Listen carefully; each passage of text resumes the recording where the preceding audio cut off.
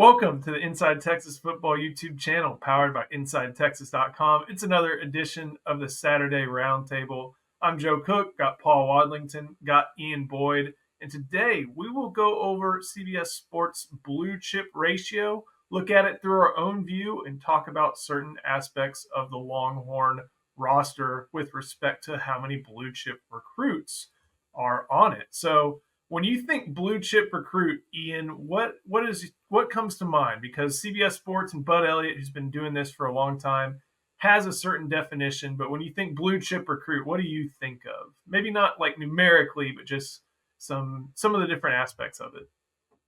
I tend to think of, if I hear blue chip, that means the kid has NFL caliber measurables. Like the athleticism or the size are of a standard where you could realistically see them playing in the NFL. Not to say, I mean, they're never almost never like ready-made NFL guys, right? But you think blue chip, you think 6'4", 290 tackle out of high school who already has like the suddenness and the size to look the part, or the 4'4" wide receiver, or the quarterback that can throw a post curl or whatever.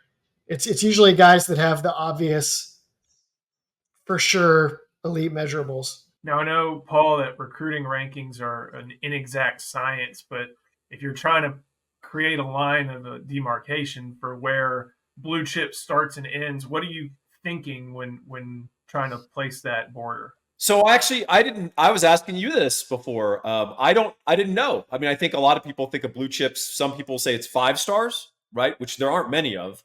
I think other people would have a broader, more liberal definition of it's 4 stars and above, or are you a top 250 guy in the nation or top 500 guy in the nation?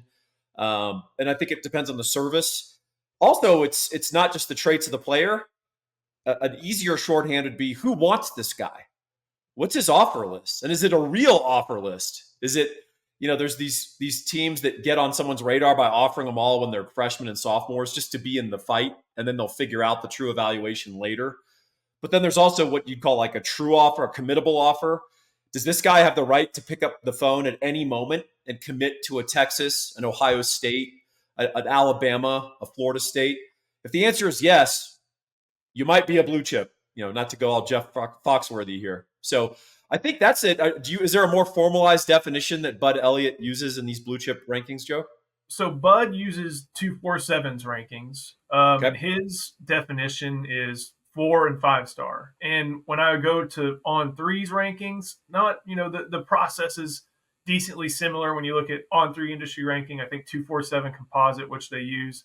The cutoff is the number 400 overall prospect. That's where if you're above 400, you're a 3-star. And if you're below 400, you're a 4-star. And then all these services, I think if you're a top 32 prospect, that's what they call a 5-star because the NFL draft and all that different stuff. So on Bud's calculation, which I'm going to pull up on the screen here, these are the teams that he writes that says will be winning the national title. It's not a guarantee of success, but basically his overall argument is that one of these teams, because more than half their roster is made up of 4 and 5 stars, are going to be the ones that end up hoisting the trophy in mid-January.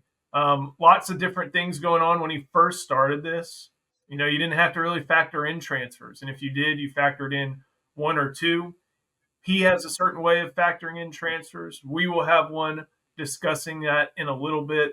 But as you can see, Texas kind of in the middle. 72% of the roster, according to how CBS Sports goes through things, is a blue chip, is 4 and 5 star or above. There's some lower ends of the spectrum there, like Auburn. They're in year 2 of Hugh Freeze. Then there's Ohio State that you see all the way up there at 90. Paul, any snap reactions from this list that obviously features a lot of SEC, but also a Longhorns team right in the thick of it as well? Yeah, so by way of clarification, this list that we're looking at currently does not include transfers in any way. It's just based on high school recruiting classes. That's part of the reason A&M is so high. Part of the reason also Oklahoma is so high. The other part of this is this has been back tested to 2011. There's never been an exception. Every team that's won the national title has at least a 50% or higher blue chip ratio. And then the point I would add, and I think this is important, this isn't a power ranking. This is a minimum requirement. It's a benchmark. So it's pass fail. He's not offering that Michigan is the 15th most likely team to win the national title. He's saying this is pass fail. If you don't meet this requirement, if you're not tall enough, you can't ride this ride. And so I think that's an important distinction, because I think people are going to see this and go, A&M at number 4, this is out. They're not the 4th best team in the country. That's not what this is. He's just saying, hey, there's a requisite amount of pure talent that you need to have on your roster. And then after that, it's about your culture. It's about your coaching. It's about your schedule, being truthful, right? At least in the past. And it's about your development. So I think those are important caveats to help clarify the discussion we're about to have. Ian, any surprises? I think there's one notable absence that speaks to your point, Paul, about transfers. Ole Miss, obviously, a team that a lot of people expect to be gunning for it this year. They're not up there. But Ian, anything else from looking at this list?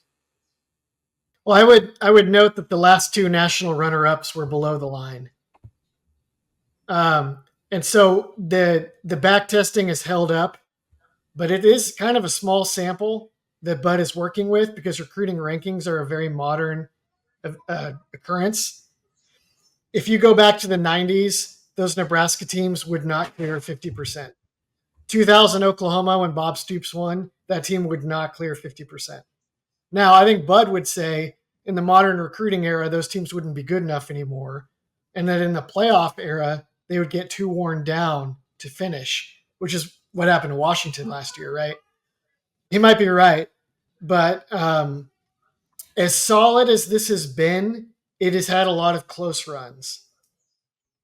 And so I think it's always interesting and valuable, but it's like it's sort of like a useful thing to look at. I've never believed that it's as solid as some people make it out to be. So one thing to add to Ian's point, Joe, 3 national champions have been in the 50s. Michigan most recently was 52%. Yeah. So, it's held up, but as Ian said, sometimes by a thread. It is interesting, though, that you saw Clemson win 2 national titles, and they lost a national title where they would have been under this threshold. But the 2 they won, they were just barely over on 1, and then 2 years later, they were in the high 60s. So Clemson winning a national title actually infused them with more talent. And if I recall, I think that second Clemson team that won the national title was better overall, but in terms of at least team talent. I think it's a useful rubric. I think ultimately these sorts of things are made to be broken. But my question is, does the new playoff system make these teams more likely to hold up or less likely? I'd say more likely. I think it's obviously more likely, because let's take a team like Auburn right now. They're all the way at the bottom. That's a good, by definition, there is talent on that team. Do they have roster holes? Yes. Is there parts that are lacking? Yes, but that's a talented team. Now, what happens when, let's say they pick 5 players that miss games. Maybe they miss games all at the end of the year. Someone is stepping up very likely from that 47%. Well, think about, let's say Auburn gets matched up, I don't know, with Oregon. Like, Oregon doesn't win the Big Ten, but they make the playoff. And then, Oregon's missing somebody. Let's say Dylan Gabriel gets hurt. Well, there's Dante Moore right behind him. And Dante Moore has work to do, but that speaks to the depth that teams at the top have a bit more than some of the teams at the bottom. So, yeah, I think these teams not only are obviously contenders, but they're better suited to make it through a season, just because they have, they may have a 5-star at the top, they have a 4-star, often an experienced one behind them. And with that, I will kind of want to get it to Wait. Go ahead. Hold on. I don't know if that's going to be the case though. I think it's going to depend on the position. Because like if you're Georgia and you've got a bunch of blue chip young D linemen on the bench in the event of injury, that's a huge plus. But at a lot of other positions, I think I would rather have the redshirt senior or 3-star that's been around a long time than the 5-star or 4-star freshman or sophomore that doesn't know the playbook. Like if you're going to try to navigate the playoffs and be injury proof in the secondary, I don't care about blue chip ratio at all, especially like safety. I want as many guys as possible that are going to execute the game plan and not screw up. And the same in like offensive line, maybe tight end.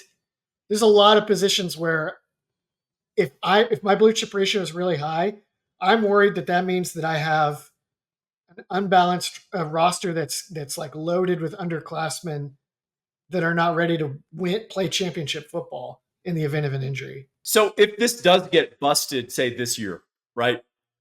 The three teams that I could think of that would be the most probable to do it would be Ole Miss, Tennessee, and Florida State. I mean, none of these three seem very probable to me. But I guess that's where the transfer portal has infused a little interesting extra dynamic there that may actually play to some of what Ian said, right? We've seen some schools go out, Florida State, of course, whined considerably about being passed up on the playoff last year. But you know what? They made a roster decision to not have a quality quarterback behind their quarterback, who was built very slightly, right? Jordan Travis, who had some injury history. And they made a roster decision. And it's almost like an NFL team. Were you going to use some NIL to go get a 3-year starter at a G5 to be a solid guy who might, help you blow out Louisville and you get enough style points to make the playoffs? So I think, there's some validity to what Ian's saying. But I think the more games you play in a playoff, sometimes talent just sort of wins through in the aggregate. So I'm trying to make sure I have my math completely right here. And maybe I'm off on a couple of them, but I do want to get to kind of like my modified look at this for Texas. And the way I did it was I not only went, roster wide, but I went position by position to see what the Longhorns had at every different stop. So if I can get this pulled up, got to have to get a couple more clicks in. But the Longhorns obviously are in a blue chip ratio team. Hope y'all like Microsoft Excel as much as I do. And I hope this is visible. And if it's not, I apologize. But I can zoom in and get to certain individual points. By my count, if you go at the 2019 class, there's one guy left, David Benda, top 400 prospect, blue chipper. 2020 class, 4 guys left. 3 of 4 of them are blue chippers. Jade Barron was the lone exception. 2021 class, 2 of 8 left are blue chippers, but some of the ones that aren't on there are starters. And then you get into the Steve Sarkisian era, 11 of 15 from the 2022 class, 15 of 2020, 15 of 22 from the 2023 class, and then 17 of 22 from the 2024 class. So, Ian, off the bat, I feel like this says a whole lot about recruiting and what Steve Sarkisian's done since he's gotten here. Yeah, it's pretty stark, the difference in recruiting. I mean, I think we've all noticed that the number of 5-stars has gone up a lot since Sark came aboard. But what you can really see here is that the depth of 4-stars is also a lot higher than it was with Tom Herman and Charlie Strong. I mean, God bless Charlie Strong. He had an eye for which 3-stars to get. But Sark is taking things up a notch for sure. And this doesn't include the portal, obviously. Correct. We haven't gotten there quite yet. These are just players still on campus. So, like, Terrence Brooks doesn't. Terrence Brooks is not included in this. So our homegrown players, boy, we're young. Like if we believe in Sark as an evaluator, if we believe in his staff as evaluators, the best is yet to come. I mean, that's what this tells me, because we filled some roster holes with very useful portal transfers, which I know that intellectually I'm fully realizing it as I'm writing my football preview. But boy, we did a good job of plugging holes. But the weight of Sark's true impact on this program is still yet to come. Very interesting to look at it this way. Yeah, So, I also go ahead. the development does stand out because the guys that are left from, I mean, obviously there's attrition when guys don't pan out, but some of the guys that have stuck around under Sark and his staff and been developed over time are pretty good ambassadors of the program for how they play, right? Like Baron Sorrell has gotten a lot better. Gunnar Helm, I think, is going to be very impressive this year. Jade Barron, obviously. Jake Majors. We'll see on the Collins and Broughton duo. So one thing I want to get to as far as positions before we start talking about some exceptions, which you brought up. We can some of these we can go through rapid fire. Some of these we can unpack a little bit more. Quarterback 2 of 2 speaks for itself. Arch Manning and Trey Owens both in the top 400. Running back 4 of 5 are top 400 prospects. Credit to Tashard Choice. Wide receiver, 6 of 7 recruited through the high school ranks are top 400 prospects. I think Freddie DuBose is the only exception, and he's a player that had a big ACL injury. But here are 2 that I think kind of stand out. Offensive line, 10 of 17 are blue chips, top 400. And then at tight end, 1 of 5 on campus. And it is only Jordan Washington, the true freshman early enrollee. So I think the wide receiver, running back, quarterback kind of speaks for itself. But Paul, 10 of 17 on the O-line, 1 of 5 at tight end. I mean, we know that Kyle Flood and Jeff Banks are the celebrated recruiters, but what do you think it says that those positions are kind of lacking as far as blue chip talent compared to the others? Well, I'll take a hack at both, and then I'm interested to see what you guys think. So 10 of 17 still would qualify individually for a blue chip ratio, right? That's 59%, little less. Doesn't surprise me. So Flood keeps his own counsel here. He will go get 3-star guys with big bodies that suit the requirements that he's looking for, and he thinks have a developmental ceiling and upside down the road. So they keep their own counsel in this regard to recruiting O-line. And the other thing that Sark has consented to, we talk about big humans. Well, part of the big humans philosophy is lots of humans. And Sark has agreed, I'm going to take fewer wide receivers. I'm going to take fewer running backs. I'm going to take fewer linebackers on defense because I'm going to just flood, no pun intended, this room with these guys. And then I'm going to enforce a vitality curve. So we've got a bunch of offensive linemen. The other caveat to this, of course, is if you guys want to go back to a deep dive Ian and I did 2 or 3 months ago with Justin, which I think is awesome. O-line is one of the hardest positions to predict hits and busts. 5 stars bust on the O-line. Not as often at offensive tackle, interestingly, but 4 stars bust all the time. And then there's 3 and 2 stars that develop and grow. And by the way, it's not coaching malpractice that this happens. Those are just very difficult bodies and difficult developmental cycles to predict.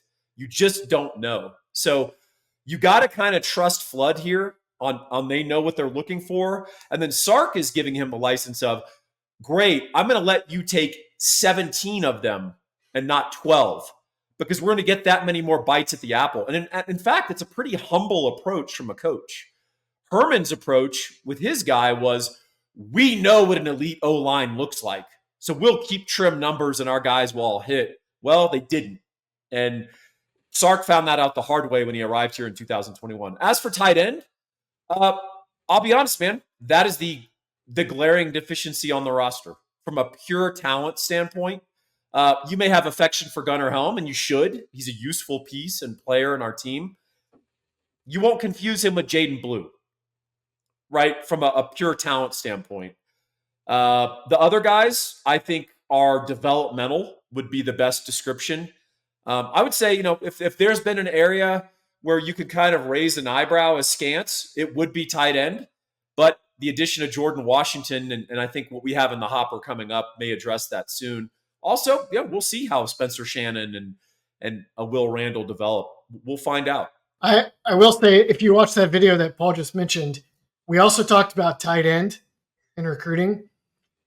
Tight end is very difficult. Like the rate of blue chips to NFL at tight end is one of the weakest corollaries of any position. Yeah. They don't hand out 4th and 5th stars to kids for blocking in high school. And so, and like a lot of the best NFL tight ends are like guys that went to Iowa and blocked and were 3 stars or went to Notre Dame. It's another position that's very hard to evaluate. I agree that Texas tight end room is not overwhelmingly stacked with obvious talent, but that is another very difficult spot. And a lot of the most coveted tight ends in the nation are often only 3 stars. So to move it on to defense, unless Ian, was there anything left that you had? I'm sorry. So No. defense, looking at it, defensive tackle, 5 of 7 currently on the roster. Linebacker is 6 of 7. Defensive back, 10 of 12. Edge, 5 of 6. And then none of the specialists as to be expected, but as we've seen, they've all been productive. Anything stand out about those particular numbers? Defensive back caught my eye because, I mean, I know Texas lost someone like Terrence Brooks, but people like Keaton Crawford, he was churned out, and I think he may have qualified in this. Jaron Thompson, I'm not sure if he would have, but then Xavier Bryce, someone who ended up going to UNT. BJ Allen Jr., he was a top 400. Like, there's been churn, but even so, all the guys have still that are still on campus, obviously, have remained. And then you look at the fact that it is 26 out of 14, 26 out of 36. It's a high percentage, obviously. There aren't very many guys lacking the top 400 status on defense. And wouldn't that think to assuage a lot of concerns about this upcoming team? Paul, I'm kind of curious what your overall thoughts on. Hi, guys. It's me, Elsie. We're going to get you back to all that insightful football knowledge real soon, but I just wanted to talk about me a second. If you know anything about me, you'll know that I am a living inside enthusiast. I really like sleeping inside. I like living inside. Knowing that my refrigerator is under a roof is really important to me. And if you're of a similar ilk and are looking to buy or sell a home in the Central Texas area, please reach out to Laura Baker. Now, Laura is a UT grad. She's an avid Longhorn fan and a member of IT, meaning she's family. She's also an elite member of the Andy Allen team with Keller Williams Realty. Buying or selling a house can be really challenging, and it's one of the biggest financial decisions that you're ever going to make in the entirety of your life. So you want to make that decision with someone who is at the top of their profession and can help you navigate the process seamlessly. Now, inventory is up for the first time in a long time in Central Texas, so it's a good time to buy. And because the market is fairly balanced, it's actually a good time to sell as well. So again, if you're like me or our friend Ian Boyd, who has recently worked with Laura Baker, and you love living inside, please give her a call today and see if you're a good fit together. Now back to the show. Yeah, to DT linebacker, DB, edge in aggregate is 26 of 32. 11 plus 15. 11 plus 15 is 26. 26 of 32. Yeah. Public math is always dangerous, but yes. So that's a good ratio, right? Look, it's a little bit tropish, but Ian and I probably are on the same page that if you're going to find your developmental little pieces that fit, you're going to usually, a Sark will find that on offense. And also we talked about the O-line development and recruiting. Defense, I just want to throw a bunch of really talented dudes at that on that side of the field over and over and over. Uh, Interesting thing that caught my eye there that made me smile. Edge 5 of 6. We're about to see and reap the benefits of 5 of 6 blue chip edges. I know that Texas fans have been starved. We have been wandering in the desert in that regard. That worm is about to turn starting this year. And Ian and I, not to harken back to our old work here, Joe, but edge is one of the easiest predictors to hit. You know why? Because when you see a 6'5", 230-pound junior in high school who scores 16 points a game at power forward on their basketball team, does track and runs a 4.7 40 and has arms like a condor, you can look at him and go, I bet that guy will be a good edge one day. It's not hard. And, the three of us can go pick out the edges at a Nike camp that are going to make it versus the 2s and 3 stars. So that makes me smile. DB, look, the bottom line, the interesting thing, we had 8 DBs wash out in the last year. I'm writing my preview. I didn't quite realize the number, and it was a positive thing. But that's a position you've got to throw bodies at. And frankly, in the state of Texas, if you're not getting blue chip DBs, you're failing. You're just failing. You're not trying, because Texas, you can't throw a rock without hitting a DB or a wide receiver. So, if you're taking a 3-star DB, you're specifically in love with this guy for very specific reasons, right?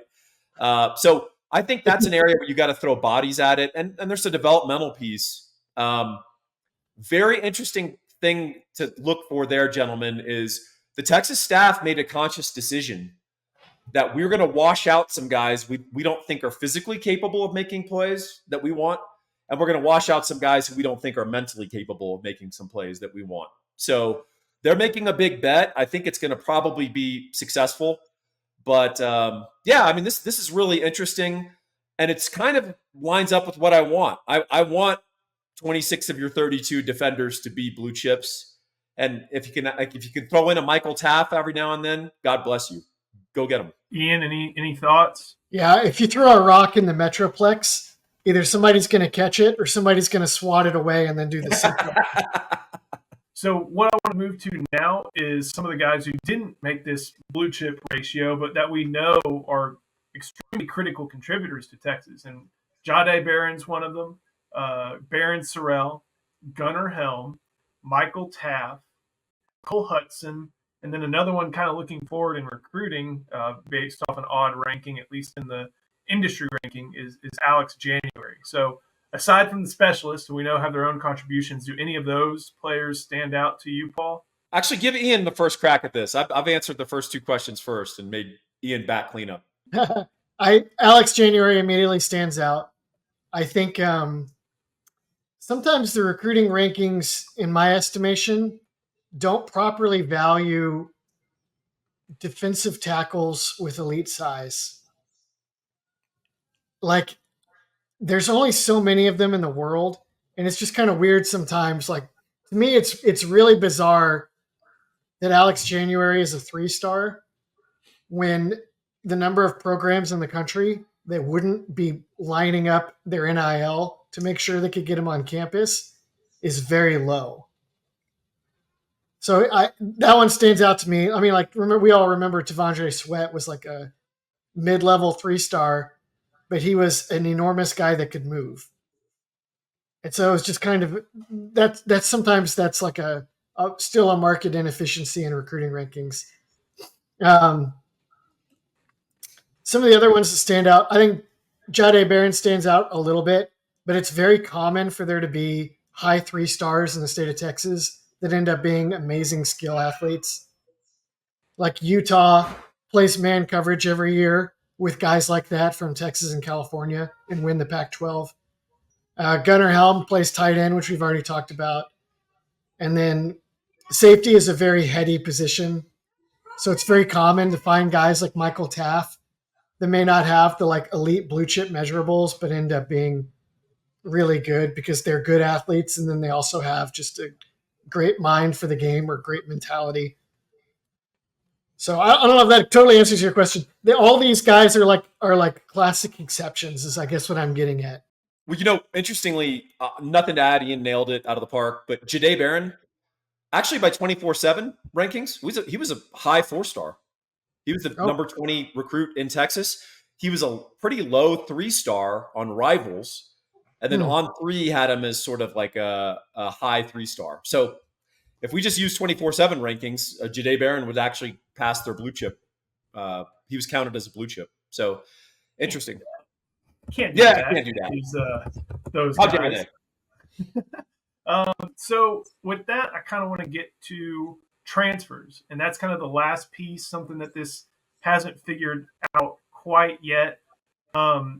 Texas has 12 transfers that are going to remain on the roster. And Paul, you and I kind of quibbled back and forth about what you would consider blue chip. I know it's extremely subjective, and I'll wear that one. But I said that of all the blue chips that Texas has, the blue chips that Texas does have in the transfer portal are 8 of the 12 on the roster. I know you'll quibble, but I still feel like that works because my definition was, are you going to come in and are you going to be a player that Texas looks at and says, we would not have succeeded without you, and our efforts were worthwhile? So Javion Cole, I think yes. Silas Bolden, yes. Amari Niblack, Isaiah Bond, Trey Moore, Andrew Makuba, Matthew Golden, and of course Quinn Ewers fall into that category.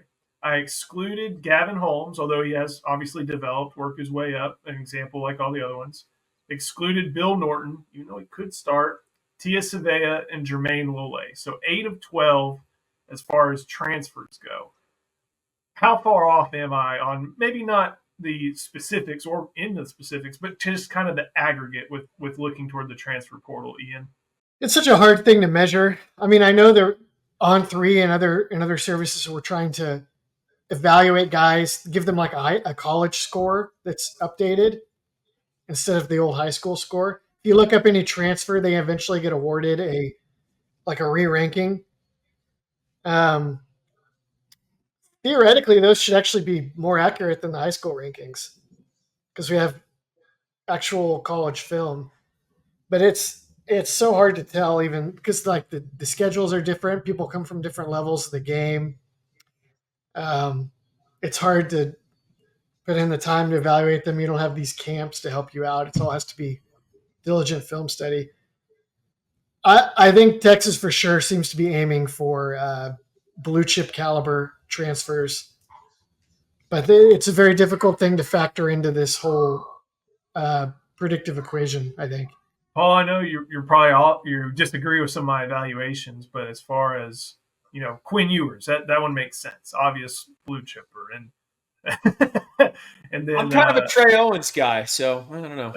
Hey, actually, from the way you described it, I actually agree. I think Javion Cole is going to potentially have a significant role for this team this year.